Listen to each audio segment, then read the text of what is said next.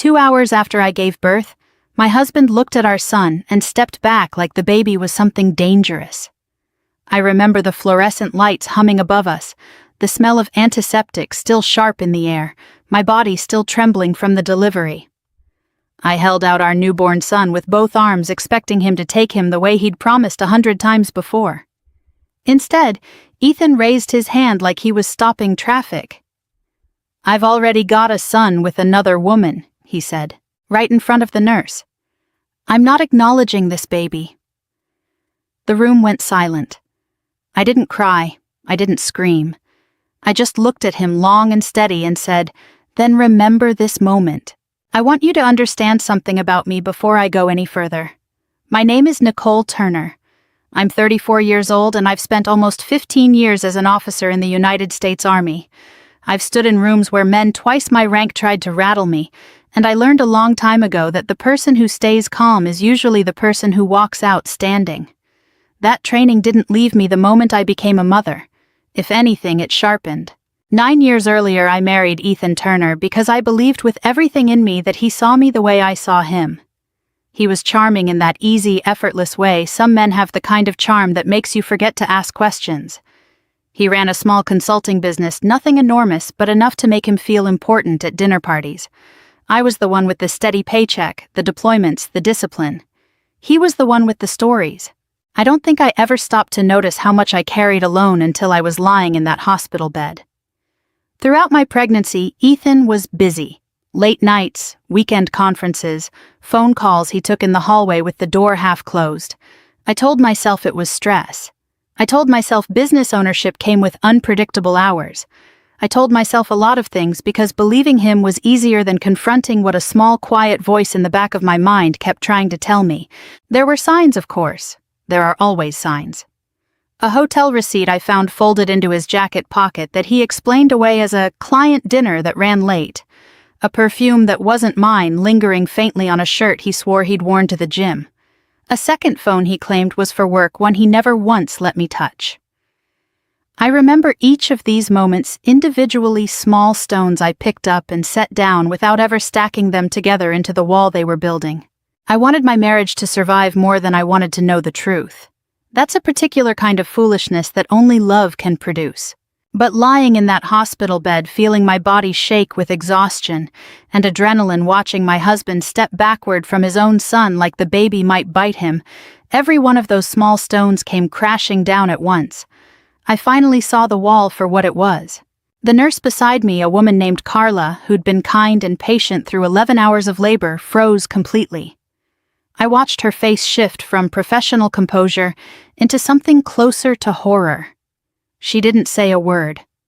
What was there to say? I imagined she'd seen difficult moments in that maternity ward before, but I doubt she'd seen a man stand at the foot of a hospital bed and disown a child he helped create not 2 hours after that child took his first breath.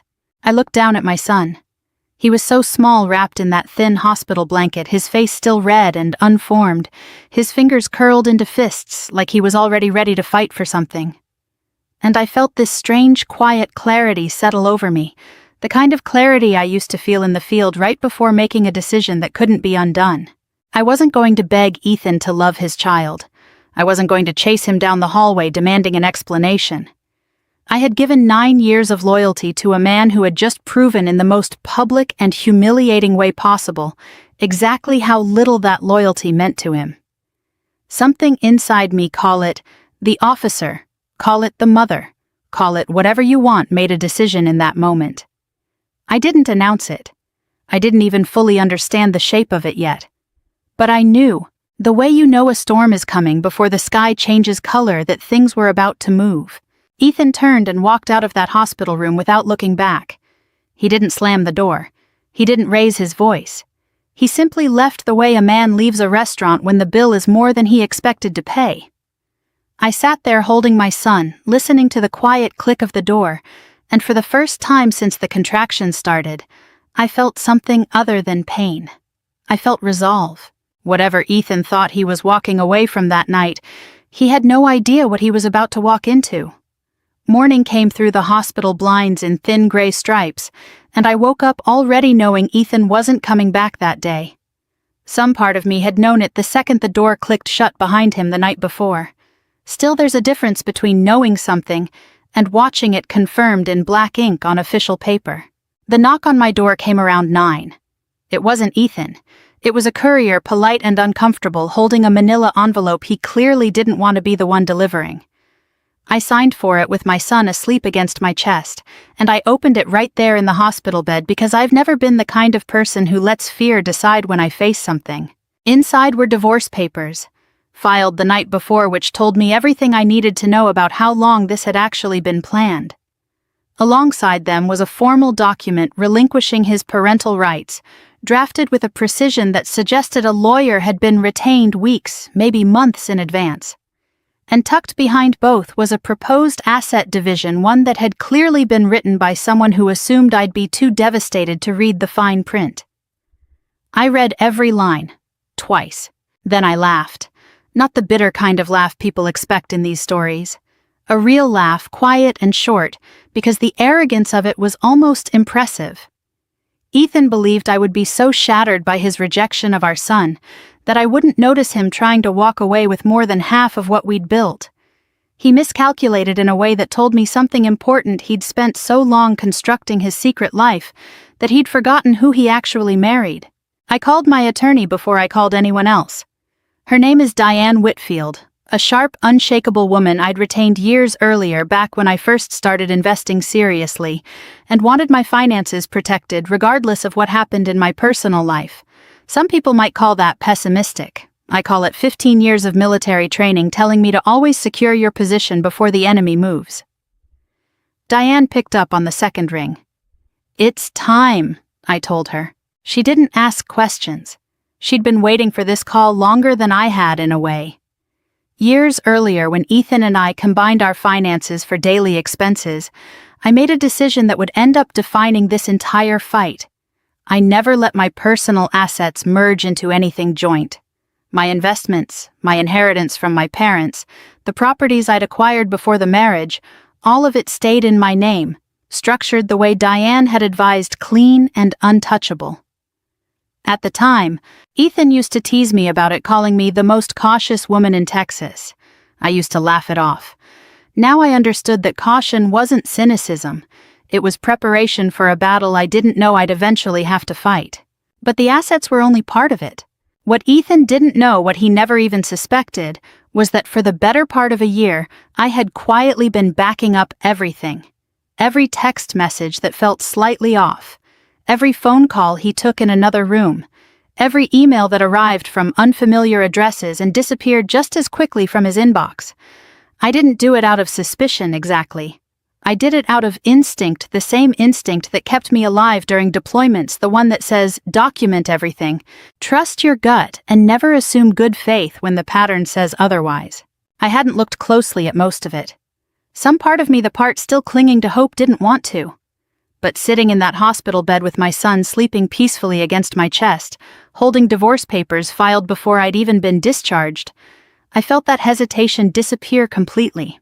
Diane arrived at the hospital late that afternoon, dressed sharply as always, carrying her leather folder like a shield. She sat beside my bed, glanced at the papers Ethan's lawyer had sent, and shook her head with something between disbelief and quiet respect for how badly he'd underestimated me. "He's going to regret rushing this," she said. I nodded. I wasn't interested in regret for its own sake. I wasn't chasing revenge like some wounded animal looking to bite back out of pain. What I wanted was clarity, legal, financial, and personal clarity that would protect my son and expose exactly who his father really was without me ever having to raise my voice or lower myself to Ethan's level. Diane opened her folder and pulled out a small stack of printed pages. Her expression shifted just slightly into something more serious. "Nicole," she said, "there's something else you need to see." I felt my stomach tighten, not from fear but from that familiar readiness I used to feel right before a mission briefing, when you know information is about to change the entire shape of the operation. I looked down at my son still sleeping, oblivious to the storm building quietly around him, and then back at Diane. "Show me," I said. She slid the pages across the blanket toward me. I recognized some of the file names, immediately dates, locations, financial records I hadn't yet had the strength to open. This wasn't just about a private investigator confirming an affair anymore. This was about to become something much larger, something that would reach far beyond our marriage and into the very foundation of the life Ethan had built for himself. I took a slow breath, the kind of breath I used to take before stepping into rooms where everything was about to change, and I reached for the first page. Diane spread the files across the hospital blanket like she was laying out a deck of cards, each one a piece of a hand Ethan didn't know he'd already lost. The private investigator's report was thick, more than 60 pages organized with a clinical precision that almost felt cruel in its thoroughness. I remember running my thumb along the edge of the folder before opening it, feeling that same steady pulse I used to feel checking equipment before a mission. Slow, controlled, ready for whatever was inside. The first section was photographs. Ethan and a woman I didn't recognize at the time sitting close together at a restaurant downtown, her hand resting on his forearm, in a way that told an entire story without a single word attached to it. Then more photographs. A parking garage. A hotel entrance. The two of them walking in separate doors 30 seconds apart, the kind of careful choreography people only learn when they've had a lot of practice hiding something. Her name was Vanessa Brooks. 31 years old according to the file, working in marketing for a firm 2 buildings down from Ethan's office. I stared at her face for a long moment, not out of jealousy exactly, but out of a strange, detached curiosity. I wanted to understand what Ethan had seen in her, what promise she represented that made him willing to torch 9 years of marriage. I never found a satisfying answer. Sometimes there isn't one. Sometimes people just want what feels new. The investigator's notes indicated the affair had been going on for just over 2 years. 2 years. I did the math without meaning to. That meant it started while I was pregnant with our first pregnancy loss. A miscarriage I went through alone in our bedroom, while Ethan was supposedly on a business trip. My chest tightened reading that detail, not with sadness this time, but with something colder. Something closer to fury, if I'm being honest, though I didn't let it show on my face. Diane watched me carefully the way she always does, gauging how much I could absorb in one sitting. The financial records were worse in a different way. Hotel charges, jewelry purchases, a leased apartment across town that Vanessa lived in paid for partially through transfers from an account Ethan and I shared for household expenses. I had unknowingly funded my husband's affair for over a year, writing grocery lists and tracking our mortgage payments, while money quietly bled out the other side into a life I didn't know existed. Then came the detail that made my hands go still. Buried in the investigator's timeline was a weekend trip logged 8 months earlier to a small lake house 2 hours outside the city. I recognized the address immediately.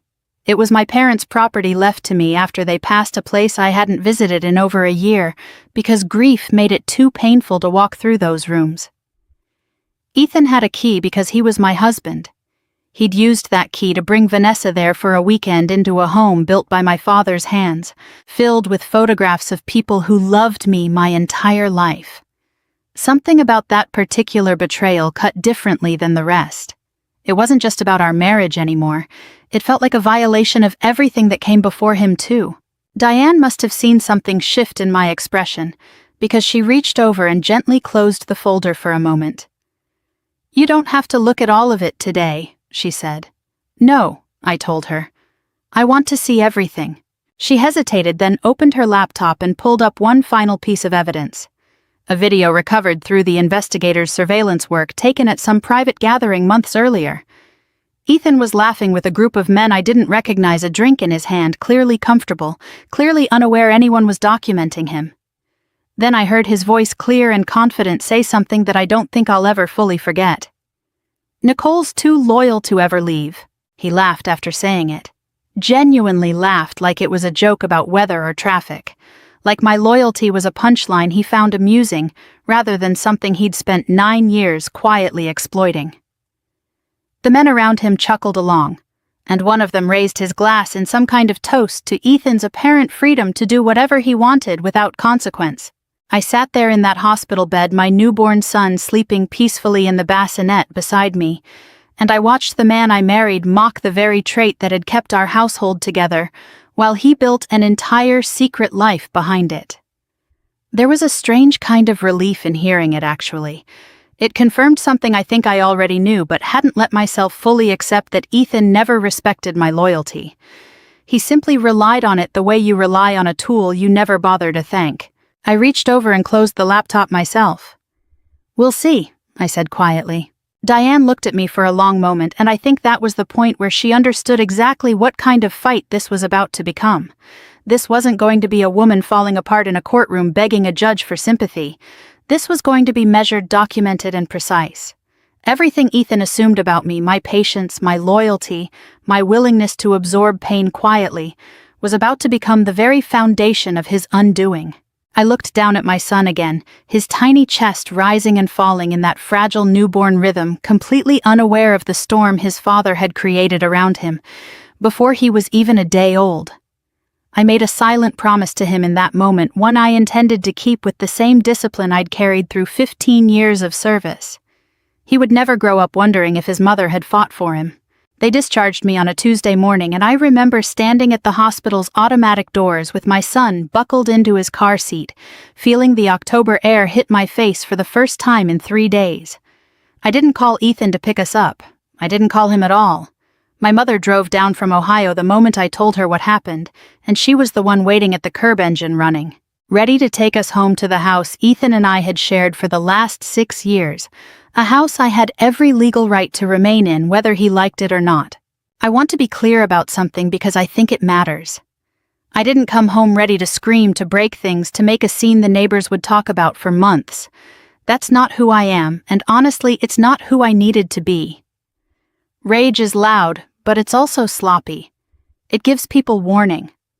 What I felt in those first days home wasn't rage. It was something quieter and far more dangerous, a kind of focused stillness I hadn't felt since the last time I ran a mission briefing overseas. The first thing I did was sit down with my laptop at the kitchen table, my son asleep in the bassinet a few feet away, and close our joint checking account. Not drain it dramatically, not empty it out of spite, just close it properly through the bank, following every rule to the letter, because I intended for every move I made to be legally unshakable. Diane had warned me that any hint of impropriety on my part could be used against me later, so I moved like someone diffusing something delicate, careful, methodical, no wasted motion. Next came my personal investment accounts, the ones that had always stood alone under my name. I updated the access permissions, removed any lingering authorization I'd once granted Ethan during a more trusting season of our marriage, and secured everything with the kind of protocol I used to apply to classified briefings. Within 48 hours, every dollar I had ever earned or inherited sat completely beyond his reach, exactly where it had always technically belonged, but now formally and undeniably separated. Then I called Diane and gave her the go-ahead to begin the divorce filing on my terms, not his. Attached to that filing was a formal request for an audit of Ethan's business. I'd learned enough from the investigator's report to know his consulting firm had been bleeding money in strange directions for over a year, payments to vendors that didn't seem to exist, expense categories that didn't line up with any client work I could find record of. I didn't know exactly what he'd been doing, but I knew enough to suspect it wasn't clean, and I knew that once professionals started looking closely, they wouldn't stop until they found the truth. Ethan, for his part, seemed to believe none of this was really happening. He texted me twice that first week, both messages dripping with a confidence that almost made me laugh out loud reading them. The first said something like, "You'll come around once you calm down." The second, 3 days later, said, "This is all a bit much, don't you think we can talk when you're less emotional?" I didn't respond to either one. There was nothing to say to a man who genuinely believed my silence was fragility rather than strategy. Meanwhile, Vanessa was beginning to panic, though. I only learned the details of this later, pieced together through mutual acquaintances, and the occasional slip from people who didn't realize how much I already knew. Apparently, the apartment Ethan had been paying for suddenly stopped receiving deposits. The credit card he'd given her for emergencies got declined at a boutique downtown. She started calling him more frequently, her messages growing sharper, more desperate. According to what I later saw in the financial disclosures Diane's team compiled, the audit results started trickling in about 3 weeks after I filed. What the forensic accountants found wasn't just messy bookkeeping, it was a pattern of misused client funds payments redirected into personal accounts and tax filings that didn't match actual revenue by tens of thousands of dollars. Ethan hadn't just been unfaithful to me. He'd been playing fast and loose with his clients' trust for years, using their money to fund a double life that was now collapsing under its own weight. Word travels fast in small business circles, especially when state regulators start asking questions. 2 of Ethan's biggest clients terminated their contracts within the same week, citing concerns about financial transparency. In the polite, lawyer-approved language companies use when they mean something much worse. A third followed shortly after. His office, once bustling with the confident energy Ethan always performed so well, started feeling the silence of empty phone lines and unanswered proposals. And still, through all of it, Ethan believed this was a phase. He believed I was punishing him out of anger, that eventually the woman who had absorbed every disappointment for 9 years would soften, forgive, and let him quietly return to whatever comfortable arrangement he'd imagined for himself. He had no idea that forgiveness was never on the table. He had no idea that what I was building wasn't an emotional reaction. It was a foundation, and it was only the beginning of what was coming for him. The courtroom hearing was scheduled for a gray Thursday morning in late November, and I remember thinking as I walked up those marble steps in my navy blazer that this was the first time in weeks I'd allowed myself to feel anything close to nervous. Not because I doubted the facts. The facts were on my side, stacked in binders thick enough to require their own briefcase. I was nervous the way you're nervous before any confrontation you've been preparing for, methodically, that strange tension between readiness and the unknown variables you can't fully control. Ethan arrived 20 minutes after I did, walking in with the same easy confidence he'd carried through most of our marriage, dressed in a suit that looked slightly too polished for a man whose business was under federal audit. Vanessa sat 2 rows behind him in the gallery, her arms crossed, her expression somewhere between defiance and barely concealed panic. I didn't look at either of them for longer than a passing glance. I'd learned over 15 years of service that the person who needs to prove something in a room has usually already lost the argument before it starts. The hearing began with Ethan's attorney presenting their position, first a man named Roger Callahan, who spoke with the theatrical confidence of someone who hadn't yet read the full extent of the evidence stacked against his client. He argued that I was being vindictive, that I was using our son as leverage in a business dispute that had nothing to do with parenting, that Ethan deserved a fair and balanced custody arrangement despite the misunderstanding at the hospital. I watched the judge's face when Callahan used that word, misunderstanding. Even from where I sat, I could see it land wrong the way certain words do when they don't match the gravity of what actually happened. Ethan spoke next, and I'll give him this much credit: he was convincing in the way charming people often are when they haven't yet been forced to face consequences. He talked about stress, about the overwhelming emotions of childbirth, about words spoken in a moment he deeply regretted. He looked directly at the judge with an expression that had once made me believe every excuse he'd ever given me. I noticed almost clinically how well the performance worked on people who hadn't spent 9 years learning to see through it. Then Diane stood up. She didn't raise her voice. She didn't need to. She simply nodded to the court technician, and the first piece of evidence appeared on the screen, mounted at the front of the room: hospital security footage, time-stamped, showing Ethan stepping backward from his newborn son, his hand raised, his voice audible even through the imperfect audio of a hallway camera. The courtroom went quiet in that particular way rooms go quiet when something undeniable interrupts a comfortable narrative. Diane let the video play in full before speaking again. Then she moved to the text messages between Ethan and Vanessa, projected onto the same screen spanning back nearly 2 years. Messages about hotel rooms. Messages about the lake house.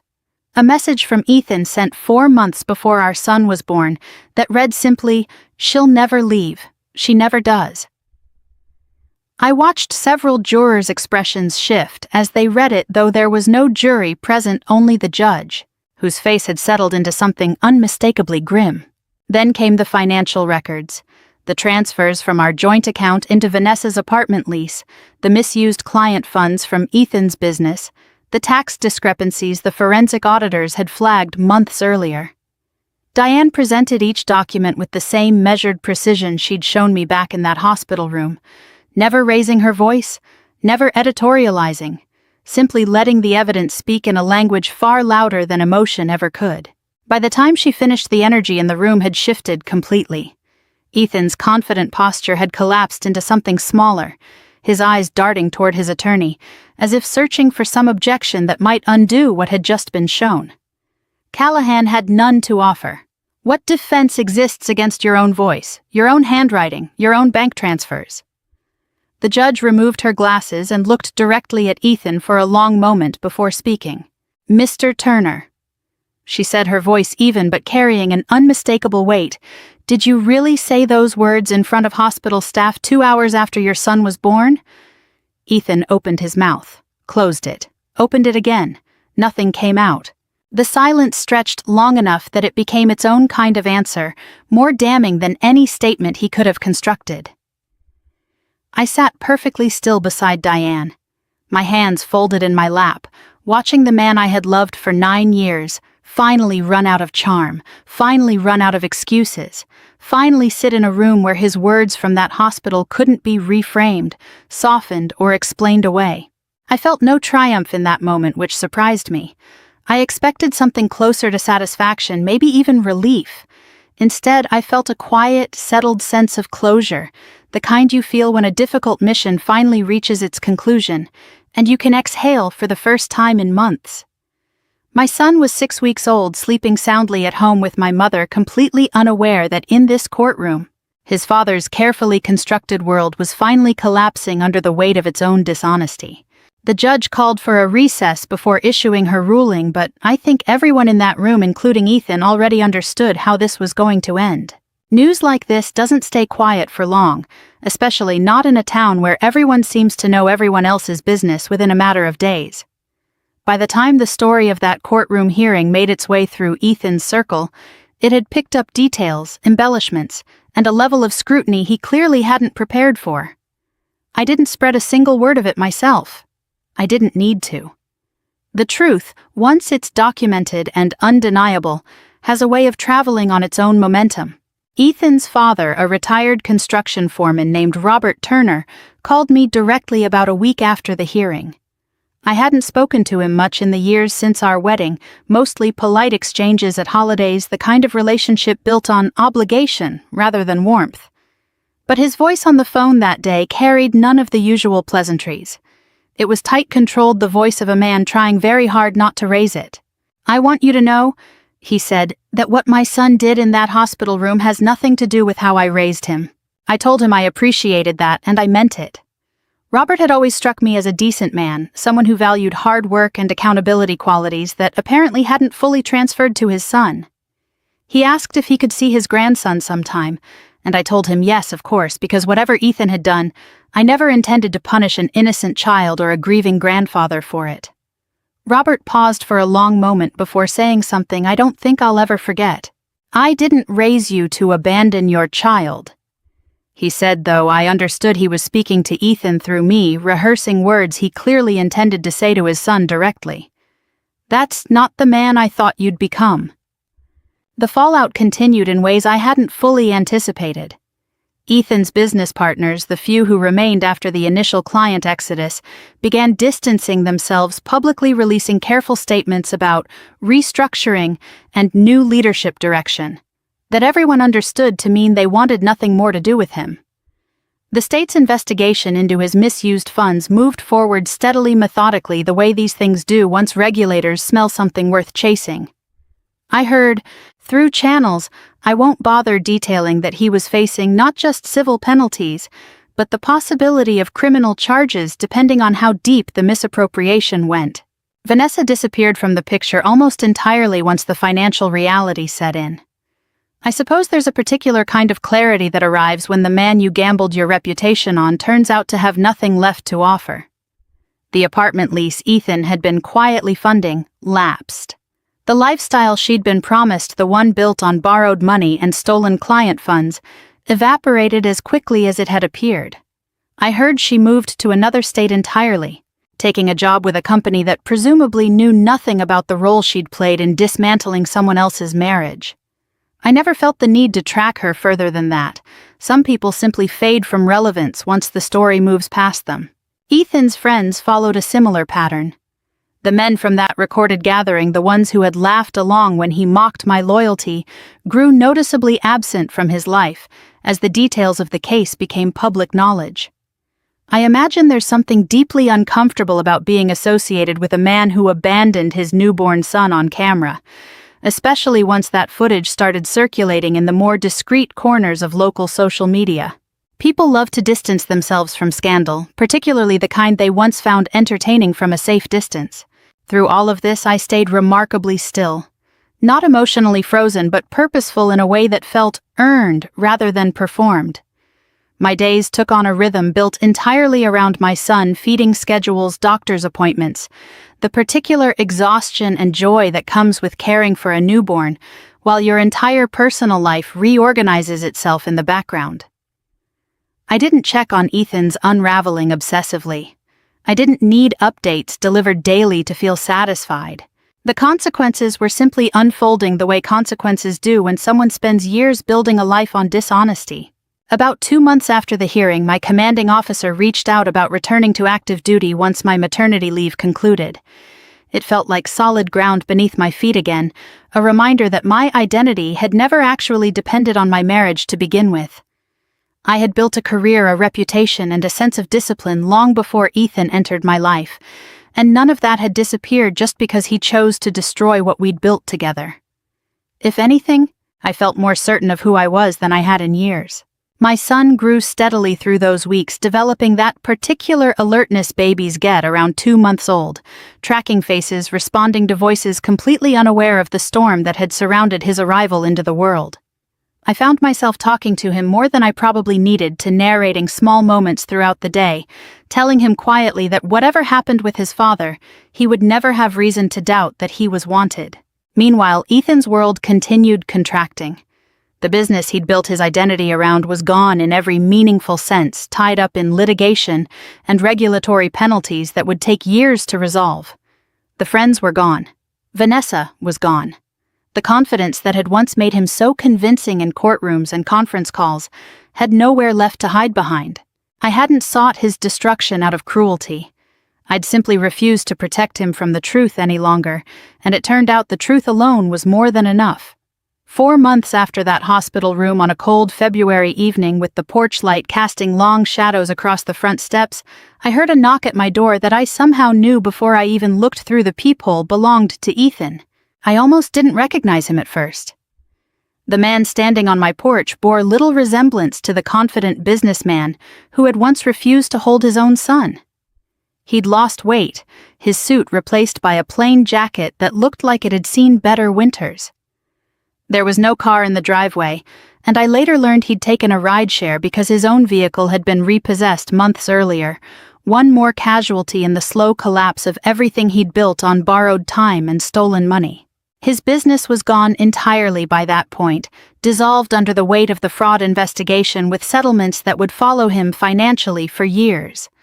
Vanessa was gone too, a name that had become nothing more than a footnote in a story he probably wished he could rewrite. The friends who once toasted his freedom at that gathering had scattered, unwilling to be associated with a man whose downfall had become such public knowledge in our small professional circles. He stood there on my porch, hands shoved deep in his pockets, shoulders hunched against the cold, and I watched something flicker across his face that I hadn't seen in years. Not charm, not confidence. Something closer to genuine grief, the kind that arrives only after a person has exhausted every excuse and every escape route available to them. "Nicole," he said, his voice cracking slightly. "Can I see him? Please." I held my son on my hip, his small hand gripping a fistful of my sweater, his curious eyes taking in the stranger standing at our door. He was 7 months old now, babbling constantly, pulling himself up on furniture, completely thriving in the steady rhythm of a home built on honesty rather than performance. I felt him shift slightly against me, sensing perhaps the tension radiating off the man in front of us, though of course he had no context for who this stranger was or what he represented. Ethan's eyes filled with tears as he looked at our son, really looked at him, maybe for the first time since that hospital room. "Can I hold him?" he asked, his voice barely above a whisper. I thought about that question for a long moment, standing there in the doorway with the cold air pressing against us both. I thought about the 2 hours after giving birth, about the way he'd raised his hand like our son was something to be repelled rather than embraced. I thought about the video from that gathering, his laughter, his casual cruelty disguised as confidence. I thought about the lake house, about the client funds, about every small betrayal that had built quietly toward that single devastating moment in the hospital. I didn't feel hatred looking at him. I want to be honest about that because I think it matters.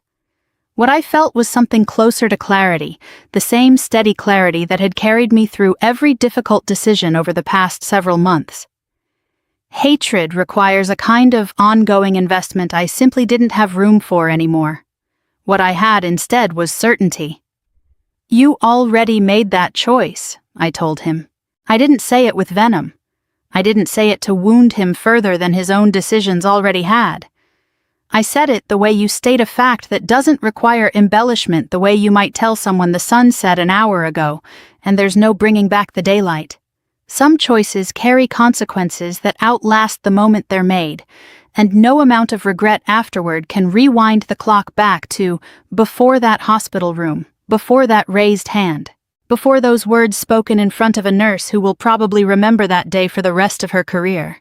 Ethan's face crumpled, and for a moment I thought he might collapse right there on my porch steps. But he didn't argue.